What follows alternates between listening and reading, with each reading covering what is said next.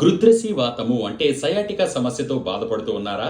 అయితే అతి సులువుగా తగ్గించుకోవచ్చు. దానికోసం ఒక 100 మిల్లీలీటర్ల మంచినీటిలో ఒక 4 పారిజాతం ఆకులను కోసుకుని వచ్చి అందులో వేసి బాగా మరిగించి ఒక 50 ml 50 మిల్లీలీటర్లు వచ్చేంత వరకు మరిగించిన తర్వాత స్టవ్ ఆఫ్ చేసేసి వడకట్టేసుకొని ఈ కషాయంలో ఒక 2 చెంచాల ఆముదాన్ని, వంట ఆముదం ఉంటుంది కదా, ఆ వంట ఆముదాన్ని బాగా కలిపి రోజుకు ఒకసారి ఉదయం లేవగానే పరగడుపున లేదంటే సాయంత్రం పూట గాని దీనిని అలాగే తాగండి.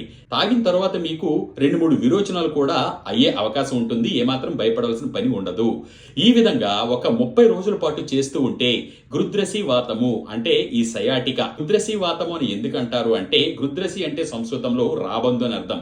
ఎవరైతే ఈ సయాటికా సమస్యతో బాధపడుతూ ఉంటారో వారి నడక కూడా రాబందులాగే ఉంటుంది అని పెద్దల దానికి పేరు నిర్ణయించారు. అయితే వెన్నుపూసలో ఉండే 33 పూసలలో కూడా మధ్య భాగంలో ఉండేటువంటి 2 పూసల మధ్యన ఒక నరం ఇరుక్కొని మీరు ఏ పని చేసినా కూడా అది మధ్యలో నొక్కుకోవడం వలన అది అరిపాదం వరకు, కాలి వేలి వరకు కూడా ఉంటున్న నరం కాబట్టి ఇలా నొక్కిన ప్రతిసారి మీకు ఏదైనా ఒక పట్టకారుతో పట్టి లాగినంత భయంకరమైన నొప్పిని అనుభవిస్తూ ఉంటారు.